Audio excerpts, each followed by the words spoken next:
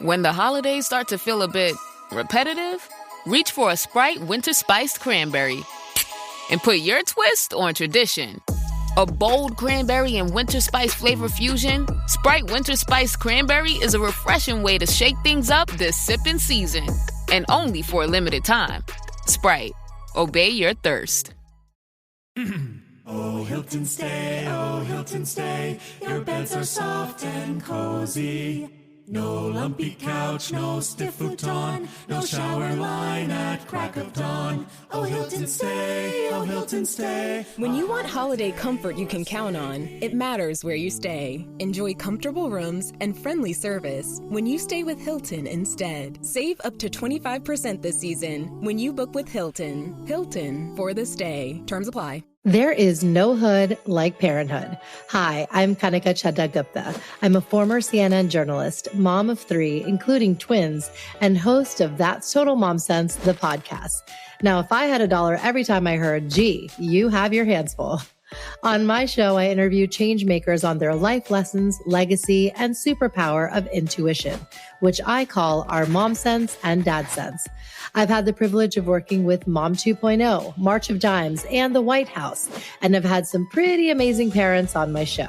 Hey, what's up? I'm Kelly Rowland. Hi, this is Chelsea Clinton. It's me, Bobby Brown. Can't wait to share my story. That's Total Mom Sense is a production of the Evergreen Podcast Network. Be sure to subscribe wherever you listen to podcasts and on YouTube so you never miss an episode. To join my tribe, visit that'stotalmomsense.com and follow me on Instagram at Kanika Chadda Gupta. Now let's dive into today's episode. Hello and welcome to That's Total Mom Sense. I'm your host, Kanika Chadda Gupta. And as always, we unpack all things parenting, purpose, and the pursuit of happiness. I am so happy to be joined by my 2 guests here who have come all the way from down under to New York City. And they are Taryn Brumfitt and Dr. Zali Yager. Taryn and Zali, thank you so much for being here. Thank you for having us. Absolutely. Great to be here. Okay, so Taryn is the filmmaker behind the global phenomenon Embrace, founder of the body image movement, and was named Australian of the Year for her advocacy. And Dr. Zali Yager is a leading researcher on body image and co-founder of the Embrace Collective. Together, they're helping parents and educators raise confident kids who feel at home in their bodies. I'm so excited to get into this chat. Me too. So first, tell me a bit about your backgrounds, how you both grew up, because that always sets the stage of the work and the purpose that we're living now. Mm-hmm. In relation to body image? Yes, everything. I grew up with a relatively okay body image, but it was only when the messages that were everywhere I looked, it's only when I let them infiltrate my mind, and then I wanted to sort of change how I looked and change my body. So I think this happens younger and younger. For such a long time, we've been targeting women to feel bad in their bodies, but now it's happening for our young people, and they're on socials, they're on technology, brands can get direct from them to their minds. So for me, growing up, it was pre all of this. You know, we didn't have technology. I was still using a phone that you kind of had to put your finger in and dial it around. Like this Same here. Oh, I love it. Like ancient. And 9 would take forever because it was like... Yeah, that's right. And then if someone was on the phone in the house, I had 3 siblings in the house, you'd sort of fight for time on the phone. So it was this kind of very different landscape to what we're in now. But for me, everything changed after I had my own children, and my body went from what it was, and I felt like I could almost control how it looked, I guess, through gym or whatever I was doing. At the time, lots of dieting. I had to look a particular way. But then with children and pregnancy, and I think similar to you guys, had 3 children in 18 months. Yeah. I didn't have twins, but it was chaos and it was full on, like Totally. that world. And I just thought our bodies needed to get back to what they were. And that sort of set me down a path of hating my body, then wanting to change my body, becoming obsessed with my body, doing all sorts of things with my body, like bodybuilding competitions and whatever it took to get the body. And then, then there's a whole nother chapter to that, thank goodness, where everything changed. Yes, absolutely. And what about you, Dr. Zali? I guess I have a different experience because I grew up in a body that felt bigger than everyone else's. And I just have this really clear memory of being on a sleepover and, you're having a bath with your friends and stuff. And I just remember looking down and thinking, oh, my body it just felt so huge next to hers. Yeah. And I guess then, back in the 90s, there was such clear messaging about what you had to look like. And it was not what I looked like. So part of the story is also just being in health class and really feeling that bigness. And then a health teacher was like, let's write down everything that we've eaten this week and let's calculate the calories for that. And as a type A student, I was like, I'm going to get really good at this. Yeah. So I got great at calculating calories and dieting and all of the things, went down a disordered path. But that's kind of what led me to try to do this work, I guess, I'm just so motivated to make it different for our kids. Yes. When they go to school, I don't want them to be triggered by any of those classes. And I don't want them to feel this pressure that they just can't be who they are. And no matter what their body looks like. Yes. And how did you two meet and join forces? So, back in 2016, I released a film called Embrace, and Zali went to the cinema and watched the film with a bunch of women. They were all crying, and she saw the profound impact that this film had. And as a researcher in the space of body image for a couple of decades, she thought, this has really moved the dial. And she rang me and said, hey, can I do a study on this film? And at the time, as a creative, having a researcher talk about wanting to sort of unpack the film in a different way was really exciting. So her and Zali and her colleague, Professor Ivanka Pritchard from Flinders University, did the study, and it was published in a medical journal, and it showed to increase body appreciation in women. Wow. So that's kind of how we met. And then everyone told us after they watched Embrace, love the film, felt great, but I wish I had seen this when I was younger. I wish I could have prevented decades of being at war with my body. And so I knew that I needed to make Embrace Kids film. So I sort of rolled up the sleeves to make another film because it's a big process making a feature film. Yes. And Zali consulted on that film from a body image perspective. And it wasn't just a film about body image. It was about how all young people were feeling. And we covered big subjects like bullying and gender and representation and disability. And we filmed a bunch of kids. They were so open and generous in their sharing of how they felt. And now this film has really helped many, many children because they're seeing their stories represented. Yes. But more importantly, they are seeing an alternative to how they're feeling about their body. They're like, oh, okay, I feel like I'm not alone. There's other people who feel this way, but I don't have to feel this way. So I think that's the most special thing. That's kind of how we started. You might have something to add to that. I mean, this is almost 10 years ago. My goodness. It's quite a time. But I think what we realised was there was a huge power in having research and creativity come together. And so once, the film came out and we were in screenings all over Australia, so many people watching it and so moved by it that we realised, and every parent told us you have to get this into schools. So we turned the film into a classroom program, and that's now in schools around Australia. We wrote a book. We've made a magazine.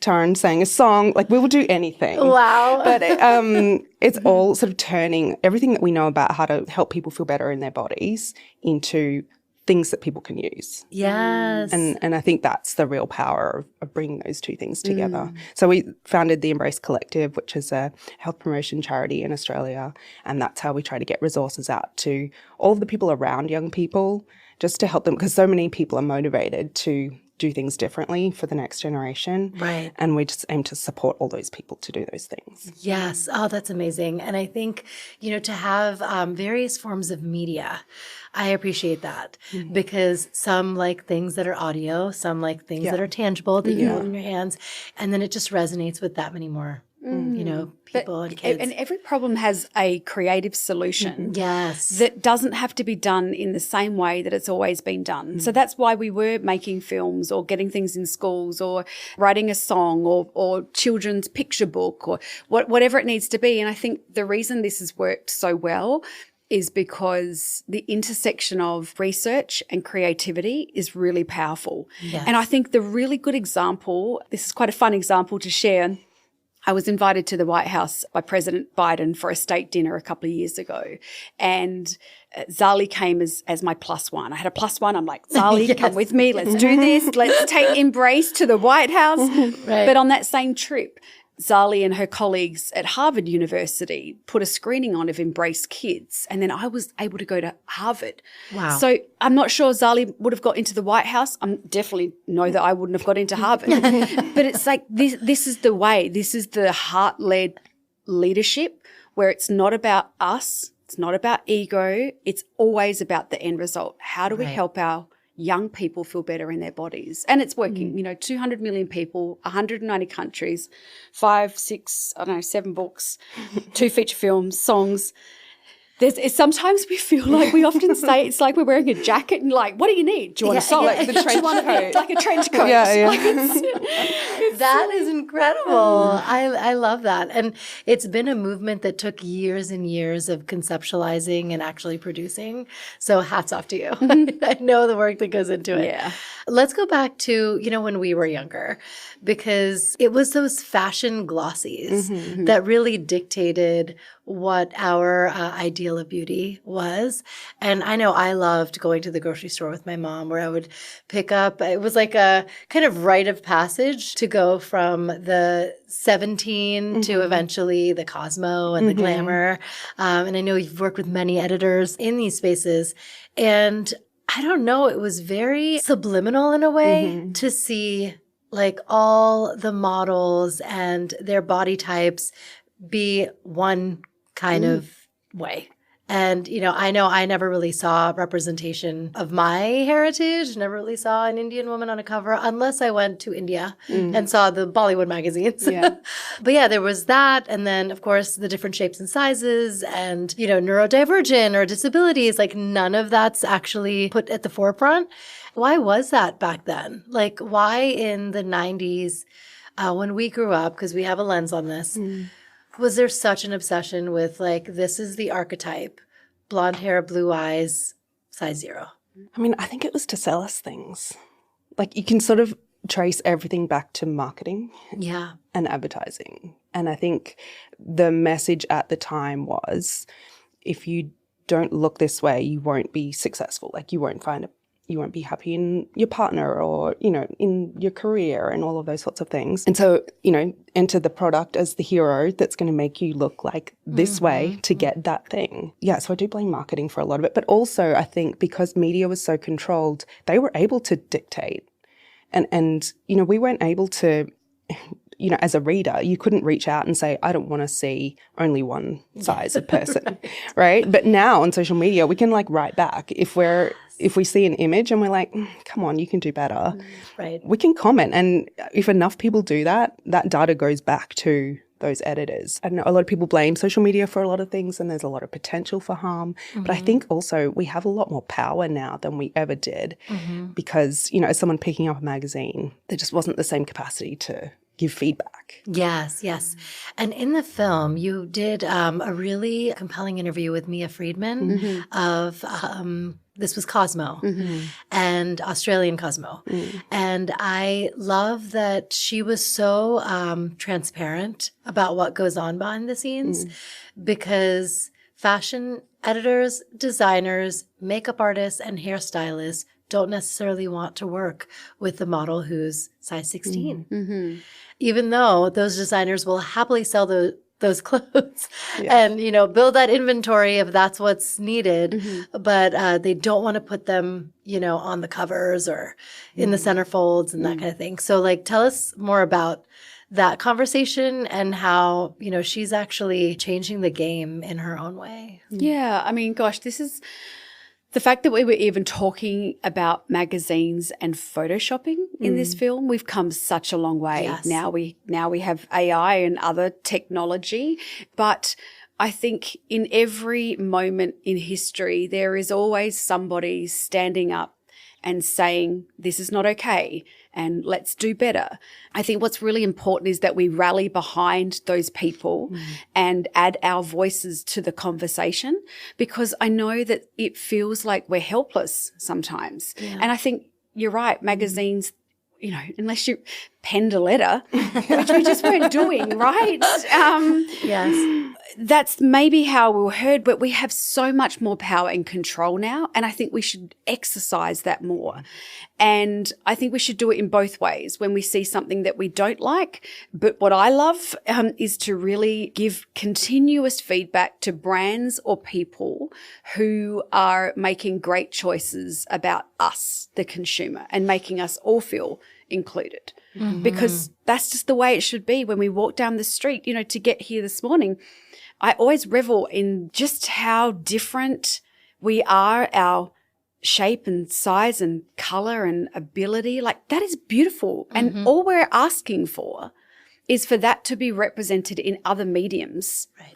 It's not hard, because that's the reality. That's what it is. Yes. And I'm glad you've raised the fact that we looked at those magazines and we just didn't see ourselves. Yeah. And immediately we went, oh, something's wrong with us. How do I need to change? Yes. Like, how we got here in terms of how we feel about our bodies, it's no surprise. Right. There are trillion-dollar industries, cosmetic, beauty, and diet, who profit from us feeling insecure and bad. And there's a great meme, I don't know if I can remember it, but if all women woke up tomorrow and just, you know, I guess cared a little less, or I think it's something, what a different world this would be. But as individuals, we can all do this. We can all make the choice to not buy into any message, or even just have an alert system in our own bodies that go, someone's trying to make me feel bad. I'm not buying into this. Yes. And that's a protective shield that we want for our young people, but we actually want it for all people. It just makes more sense to get in early with young people and armor them up in a way. So when they go out into the world and the world says be different, they've got this protective layers of, no, I'm not buying into it. For us, it's a little harder because we've lived through it. Yeah. It's some of this is ingrained in our heads, you know, maybe what our mums told us we should do or how we should look, but there's real opportunity in the next generation. Yes, yes. And, you know, you touched on it, the fact that there's so much connectivity and even cancel culture. You do not want to be canceled. So, you know, I think the onus is on you to make sure that you say things that you could really get behind. Cancel culture does mean that brands are scared. Right? Yeah. They're scared to do something a little bit differently. And so I think also if we could all just be a little less judgmental and critical of ourselves and of like brands when they're trying to do something, and just like support them for a little bit, then they'll be more encouraged to move in that direction. That's true. Yes. This is a really important point, because we talk about this a lot. This is not black and white. Yeah. There are many shades of grey in the middle.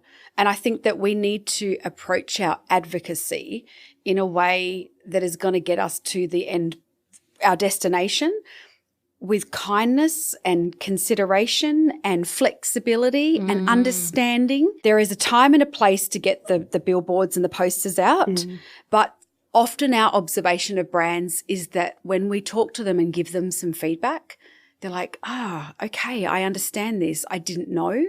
Or I wanted to do better, but I didn't know how to do better. Right. So as long as we're all open, I mean, cancel culture was one of the worst things that ever happened, because no one was going to stick their neck out anymore and say things. Yes. But I think that you'll get canceled if you're doing the wrong thing too. That's right. What I mean. That it's like, you know. It works both ways, both ways. Yes. Yes. Yeah. Okay, I love that we are all moms and we just share that in common. I feel like that connective tissue is so deep, literally and figuratively, because we just get each other on another level and we know what happens with that identity shift after having those kids. So what was that moment for you? Was it after your third that you felt like, oh, shit, I really cannot recognize myself anymore? Like, what was that? No, that was after my first. Okay. In fact, I think even being pregnant was one of the first time my body was like, oh, okay, right, this is happening now. Yeah. So it happened really early on. And how did you address that? Because I feel like that was a pivotal, like, turning point for you where you thought, I can't be telling myself this narrative. And then it was your daughter, Michaela? Yeah, that you were like, because then I'm telling her it's okay, you know, and we just don't want to perpetuate this cycle. Yeah, I mean, after I had my first child, I definitely didn't like what happened to my body and how it didn't go back, or how I didn't look like the magazine covers that was like, I got my body back. And there is no back. I know. Heidi Klum is the only one, and it's just not fair. Yeah. She did like a VS fashion show after one of her, you know, childbirths, and I was like, that's impossible. She's an alien. Yeah. So after first, second, but it was Michaela, knowing that she was my last child, that I thought I can take some radical steps to get my body back by having surgery. So I went to the surgeon, and he talked about a breast augmentation and a full tummy tuck. And I was so happy to walk out of there and have a plan forward and hope. I guess that's how I felt, was very hopeful. And then I had the epiphany when I was watching my daughter Michaela play, and it was, how do I go ahead with this surgery? What will that do for the relationship she has with her body? And if I have surgery, will that set her up automatically just to want to follow in my footsteps? And I think what's really important for anyone listening is that this is my story, and if you've had surgery, it does not make you a bad role model for your child. We always say, you know, my body, my rules, your body, your rules. Do whatever you want with your body and your life. But for me, I cancelled the surgery, but was still stuck in a body that I hated. And I felt, this is often how we feel in life. It's like, I feel like a great mum, but I feel bad for myself, or, you know, things never hum at the same time. But I said to my friend at the gym, a trainer that I knew, and I said to her, I'm not having surgery, but I'm so plagued with the thought, what will it feel like for me to have the perfect body? Because I'm desperately unhappy in the body that I've got. And she said, why don't you enter a bodybuilding competition? And I was like, I am not doing that. And then next minute I'm eating chicken and broccoli and on stage in a bikini, and I'm like, how did I get here? How did this happen? But, you know, the really interesting thing is that I dropped a bunch of weight and I toned up, and I got the body that I had hoped for my whole life. But even still, it was really interesting. I remember being backstage before walking out, and I remember gluing my stomach to my bikini bottoms and trying to, because I had a little excess skin. And I still remember thinking, but if this wasn't here, and it's just, this is what we'll do. When we start unpicking our bodies, there'll always be something to unpick. There'll always be something to hate. So I guess that's kind of how and then I'm on stage, and how ridiculous, I'm up here and everyone's like cheering. And I remember people talking about my weight loss in the schoolyard a lot, and just going, you are so inspirational because you've lost weight. And I was always like, alrighty. And, you know, as we sort of, you know, went on in our careers around body image, we just know how damaging it is to talk about anyone's weight at any time. Yes. Like, just remove that from the conversation. But yeah, got up there on stage, and for me, in that perfect body, it took too much time and sacrifice and obsession and calorie counting and weighing myself and just not being happy. That's what it took to have that body. Right. So I decided to go, I'm going to come up with a new way of thinking about this body. And that was the beginning of this whole, you know, movement. Yes. Oh, that's beautiful. And I love that. That's the kicker. Whether you have the body or not, the feeling is what you're actually looking to change. It's, you know, the grass is not greener. And yeah, it's crazy how even when I look back at like old photographs of me in my 20s, I think of who Kanika was at that time and what she was feeling. And even then I was like, oh, I can't wear this backless because I have a little roll here. And the same shit. Yeah. And so we never get over it. And actually we can. I was just about to say we will, because you're going to help us. How do we literally train our minds to not go there and almost be so consumed by the negative self-talk? I think one of the really important things that the research tells us is that we can reframe how we judge and value ourselves from being what's just on the outside to thinking about what our bodies do for us.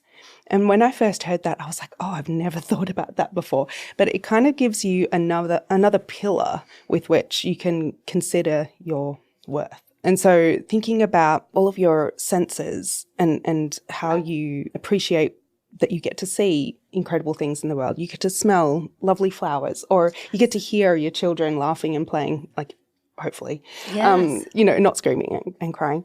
But, there's like all of that. There's our ability to connect with people. We can move our bodies. That's the way we get through the world. Our bodies heal themselves. Like when you're sick or injured, like they're pretty incredible machines. And once we can value that functionality over just our external appearance, it really does make a big shift. Yes, that's so fascinating. Life-changing. Yes. And that's what everyone can do. Mm-hmm. Everyone can make that shift for themselves. And to be honest, when you're learning a new practice and you have to kind of really work hard at it in the beginning, and then it becomes second nature once you've been doing it for a while. I think that's the beautiful possibility for everybody. It's you can just adopt some of these principles and think a little bit different and do some reframes. For me, it was like, oh, my tummy, my tummy, it's still, still got this sort of roll down here when I sit down. But it's like, oh, the reframe is I grew my children in here. Yes. That's pretty special. And I always joke with audiences when I'm keynoting, because I always say that I have the world's friendliest arms, because I'll like wave to somebody and then I'll stop waving and then my arms still wave. And that was for me, like that, the wobbly arms. In Australia, we call them tuck shop arms. I don't even know why we call them that, but that part of your arm that wobbles, I was like mortified for decades about how it looked in a sleeveless dress. And it's just like, oh my gosh, I get to hug my kids and my husband and my friends, and it's such a small tweak, but it is so incredibly powerful. And you might want to speak to body neutrality some more, but I remember when I switched from hating my body to loving my body, I was like, oh my gosh, this is like winning the golden ticket. I want everybody on the whole planet to feel this way. This is such magic. Yes. And I went about talking about loving your body, and now it's not about loving your body. It's about embracing your body, what that means to you. And I think it's important that people know you don't have to love, you don't even need to like. You could just be okay with it. And I think that's actually the invitation, that everyone can just move down the line a little bit more from I'm at war with my body to finding a bit more peace. Yeah. And I think that's what we always advocate for in all of our strategies, is just don't think of this as this massive mountain to conquer. It's just like just adopt a few little principles. And then it feels so good that you want to do some more. Yes. Oh, that's so great.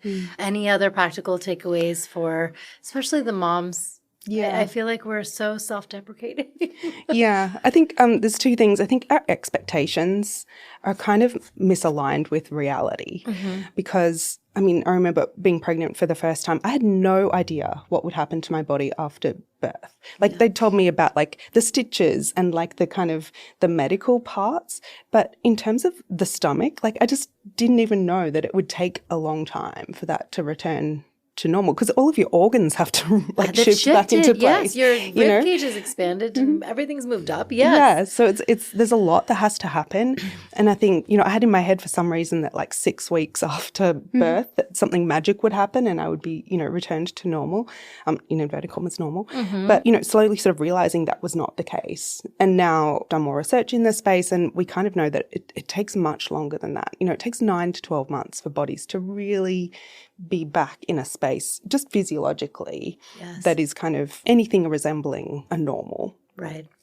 But like, we're talking about the roll, like everyone has that roll under your stomach. And it's like, for some reason we think it shouldn't be there. Yeah. And it's because that's what we've seen in pictures, but we don't open our eyes and like look at real people around us and just go, actually, it's everywhere.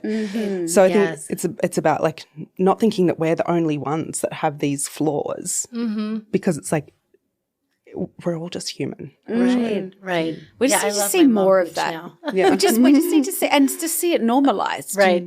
Not no one making a big deal of it. It's just, it is what it is. Yeah. Yes. We were at Jones Road yesterday in Greenwich Village, and just even the poster on the outside of a woman, I don't know, maybe in her 60s with wrinkles, was just like, cool. It's really nice to see. Yes. It's really nice to see this. Yeah. We just want to see the broad range in which we arrive in the world or become in the world. Like, just show us that, and we're just going to feel a whole lot better. Exactly. We will feel so seen. Bobby Brown has been on the show. And yes, I mean, I love what she's doing with Jones Road. Bobby Brown, we love you. We're trying to get to you. We just want to talk to you.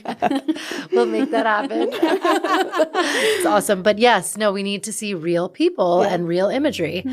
I want to get into the teens because they have a ton going on. And with social media and the access to photographs throughout, many of which are AI and not even real, they're trying to emulate something that doesn't actually exist.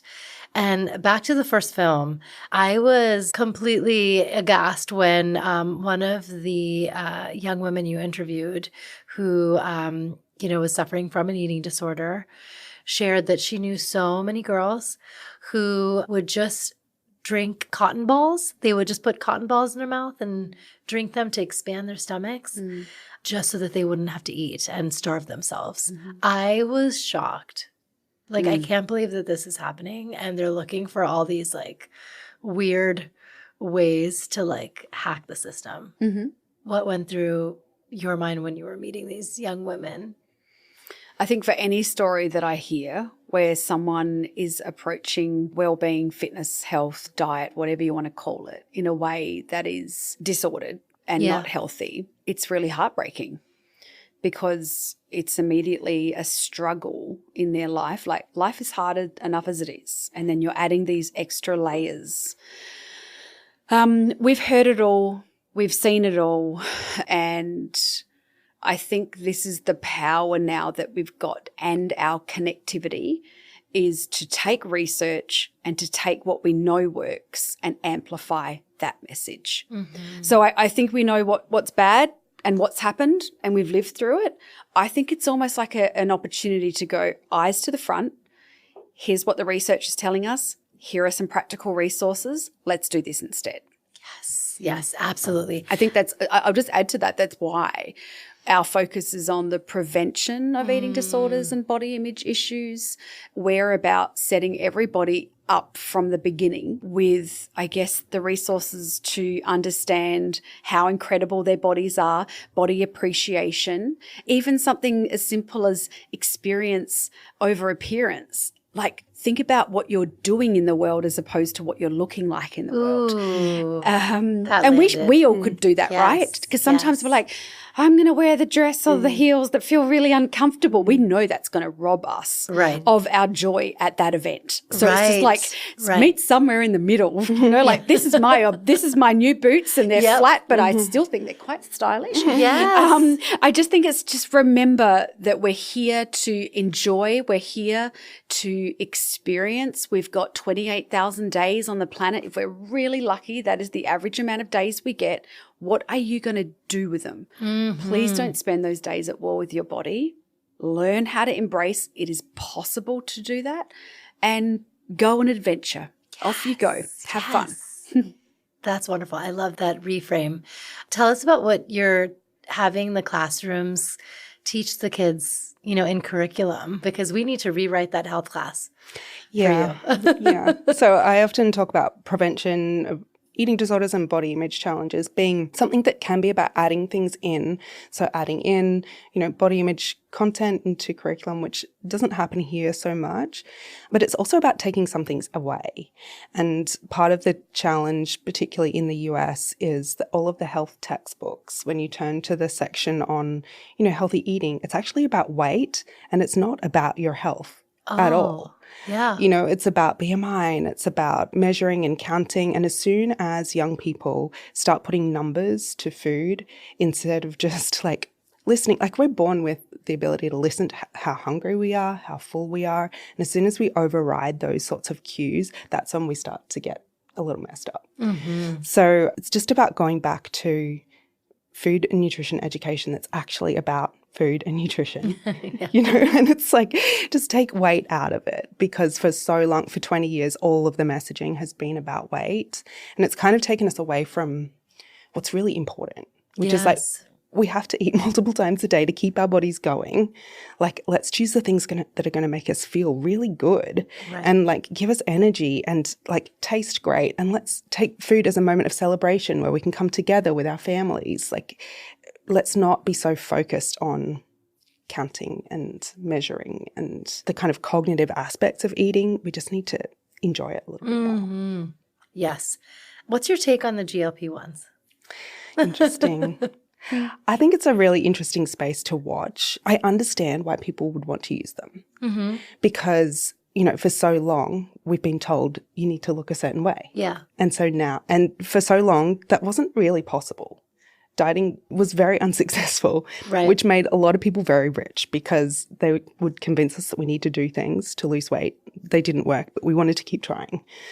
You know, it's a really new space to watch. And I think part of the challenge for us is that because the conversation has become all about GLP-1s, the conversation is about weight again. Right.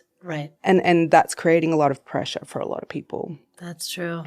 And, you know, a lot of people in larger bodies kind of say, like, you can't win because, like, if you don't use them, people are like, why wouldn't you use one? It's so easy now. Yeah. And then, like, if you do use one, people are like, you cheated. Like, so it's kind of either way. That's right. And I just think if we could just like, it's fine that they exist, fine that people use them, but if we could just focus on all of the other problems in the world instead of, like, coming back to being focused on our weight again, we're going to be in a better place. Yes. I think the shifting focus is, like, the key point here. That's very helpful. What about rewriting the language at home? You know, we're not, you know, always talking to ourselves in the mirror, but on, you know, certain occasions it might slip like, oh, I don't look good in that, or that won't suit me, whatever it is, and the kids, you know, catch wind of it and know when you're doing that. So how can we stop ourselves? And then secondly, like, you know, what are the scripts we're giving our kids? Because it's so heartbreaking to see, you know, 8, 9-year-olds, especially girls, say, oh, you know, I'm not pretty, or, you know, I feel ugly. And it's just, and it starts that young. Yeah, I think we stop ourselves by understanding that our words will have a big impact on our young people. Yeah. Like, we're really motivated to make sure we're raising confident, happy, healthy young people. So we understand that some people are going to want to say things, but we also know, because the research tells us, anecdotally we know this too, that if young people hear us talking negatively about our bodies, it normalizes that's just what mum does, or that's just what dad does. So we need to stop it. Yeah. I think that's probably one of the only things that we sort of say hard and fast, like, don't do it. Don't do it. But say it to your husband, or go talk to a therapist, or, you know, just do not let your young people hear you talk negatively about your body. And I think there is one thing that everyone can do beyond this podcast. It is stop talking negatively about your bodies or anyone else's body again. I actually think that's the fast track to global change at its core, is if we all took that responsibility ourselves to do that. And that's not easy either. You know, you're going to want to talk to people because those feelings aren't just going to go, they're going to stay with you. Right. But we are the kings and queens for our young people. They're sponges, and they're already growing up in a world that tells them to be anything other than what they are. So can we please make our homes a safe space for them to thrive? And it doesn't have to be too radical either. It's just small tweaks in your conversation. You said about, you know, being pretty. I remember, you know, if my daughter came to me and said, oh, do I look pretty in this dress, Mum? I would say, I just want to know, what are you going to do in the dress? So it's just, it's such a subtle, small thing that we can all adopt these communication pivots. And even sort of, I remember when I was training and climbing up mountains and running up mountains, and you know, I used to get to the top and look out and I'd look at my watch and I'd be like, oh, how many calories did I burn? Am I good? Am I bad? Did I do it fast enough? But now I'm looking at the view. And so we want our young people to watch us moving our bodies because we love, respect, enjoy our bodies, not because we hate our bodies or because we're changing our bodies. Yeah. Mum is not going for the run because I ate the chocolate cake. Yes. Mum is going for the run because that's good for my mental health. Right. And I actually right. love being out in nature running. So be the beacon of hope for your kids. Yes. Yell at them other times, scream at them for like their clothes on the floor. Like we Right. do all that. That's very fine, normal. yeah. But please don't talk negatively about your body. Right. We often say, like, because as parents and, you know, listening to or reading parenting books or something, it's always like, oh, you have to do all these extra things. And we often say, we're just going to take one thing away. You just just don't do one thing, because when you do, you know, talk negatively about your body, that's really teaching your young people how to value themselves by their external appearance. Right. And a lot of parents do sort of say, oh, social media. But actually, parents are the biggest influence on their kids until they turn about 9, and then they start to look to their peers instead of to us. But we are the main influence for so long. Yes. And so firstly, you need to become more aware of the sorts of things that you say. And then once you become more aware, you can just maybe take a breath and just like zip. I don't know, stop saying something. Right. Even one less thing is like good progress. And, you know, not talking about restrictive diets or changing what you're eating or the way that you're moving. It's just become more aware of that. Yeah. And don't feel guilty if you've been doing that. Yeah. Also. Yeah. I think it's really important. People will hear this and go, oh my gosh, and they'll add another layer of guilt to your Yeah. life. Like we do that so well, don't we? But it's like, no. You've heard it. Maybe make the commitment to change your language, but also know you're going to mess up or you're going to say things, and that's okay too. Yeah. We always say like doing our okayest, doing our bestest, just do your best, right? We have this generosity for everyone else, yet we find it very hard to adopt that for ourselves. But I think that's been a good one too, just doing the best I can. Totally. What about with grandparents or those from the previous generation that need some scripting? Because I'm just thinking of a friend who, you know, they were at grandma's and grandma told her daughter, I don't think you really need that extra piece of Halloween candy. And it was just such a snide, like, dig, you know, and the mom feels bad. The daughter feels bad. Like, how can we say, like, yeah, we don't talk like that anymore, but in a respectful way. Over to you, Zali, grandparents. Dun, dun, dun. No, we hear this so much, and it's really hard for us as the parents because they're saying the sorts of things that really triggered us. Right. And so when it happens, we just sort of freeze and we don't know what to say and we don't want to upset them and we don't like all of these things. And then usually the kids are in front of us. And so it can be really tough. But I think that, you know, often we don't have to do things perfectly in the moment. We can actually come back to them afterwards. And this is where, because I'm one of those people that like if someone says something, I will think of the comeback like 3 to 4 days later. Right, yeah. And want to send it to them in writing so that I can edit it. And so I really love the idea of having some time to really think about your response so that you're not reacting, you are responding. And you can then go back to your kids and say, oh, remember when grandma said this thing? Like, it doesn't really matter to me. And you know, the important thing is that we really enjoy our Halloween candy. This happens once a year. Let's celebrate being with our friends and, you know, which one was your favorite? And just change the subject from there, right? Yes. And then you can also go back to grandma later and just, you know, this is going to depend on your relationship with your mother-in-law or mother, whoever it is. But I think just sort of saying like, you know, I'm really trying and put it to you. So I'm really trying not to say things about my body or things about food in front of my kids because I know that it's really important for them growing up in this generation. And I'd love it if we could try that here as well. Right. So it's not about them what they did. It's like, I'm trying to do this. Can we be consistent? An I statement. I love that. I love that. Yes, that's pretty foolproof.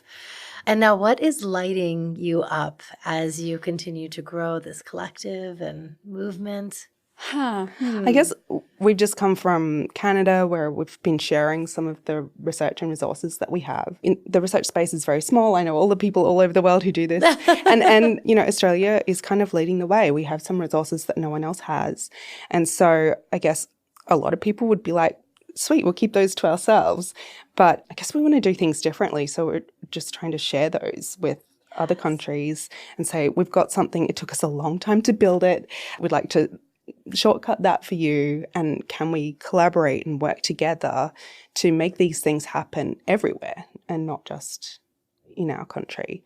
That's great. We That's reached great. 1 million children in 2023, and we did it again in 2024. Congrats. And I thank you. Yeah, this is why we're a little weary, guys. Yes. We're a little Sound tired. we have a magnificent team at the Embrace Collective. So it's not just Zali and I, but we have a great team of really committed people to the change. That we did something. You know, we've got 6 pieces of research to show the efficacy of our resources. So I think what's really lighting us up is we've always talked a big game of global change. Yeah. You know, we really mean that. And now it's really begun. You know, we did it with film, we've done it with our books, but now we're doing it with evidence-based resources that people like to use, and it's getting into hearts and minds. And that's all we ever hoped for, was to be able to impact people, whether it's young toddlers singing a song or grandparents hearing a different way and a different narrative about bodies. From the beginning to the end, there is something, and that's really meaningful for us because I guess we both have lived experience of what it feels like to dislike our bodies, and it was always our mission to reach as many people as we can, and we are, and it's big work. You know, we have 7 children between us. Wow. So there is a significant juggle and sometimes a sacrifice, but it's very much worth it. Yes. I have to know some of the songs now. Can you Embrace your body. Let's do it. Oh my gosh. I'll harmonize or let's go. It's I mean, it's on Spotify, and I mean, we will definitely send. I know you'll put show links up. And Yes, all of that, yes. But sing a few links, like a cappella, just for oh fun. my gosh. Some people in this world will tell you to look different. I won't change the way I look to please someone else. Something. I actually, you want to do it with me? Yeah, the hook. Come on, sister. Yeah. I'm going to embrace my body. I've only got one. I'm going to embrace my body. Show it some love.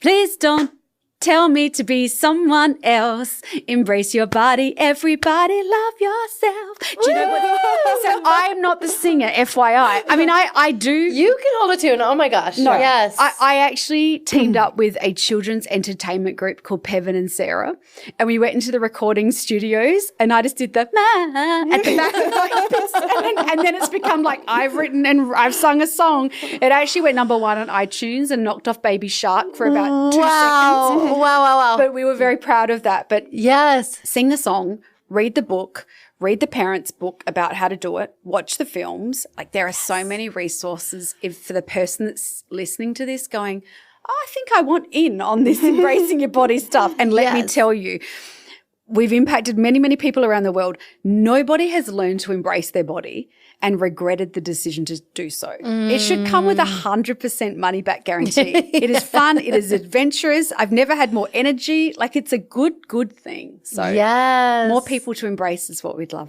I love that. Where can my audience find you and join this movement?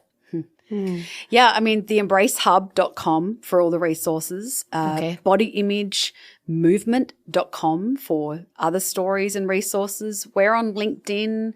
We love it when people listen to podcasts and slide on into our DMs. And I think everyone's got the opportunity to be part of the change too. This is what we find in creating this movement. It's the best projects and impact has happened by someone going, oh, I know this person, or you should connect with. Sometimes it's about following the breadcrumbs. So if you know somebody who you think this is good for, connect the dots for us as well. Yes, that's wonderful. I am so glad that I met both of you and did this in person. I want to give some love to Nosheen Aziz of Gravity Speakers. We're both repped by them. So it's great. Yeah, so cool. I'm so glad we did this, and I'm excited for all the audience members to be part of Embrace.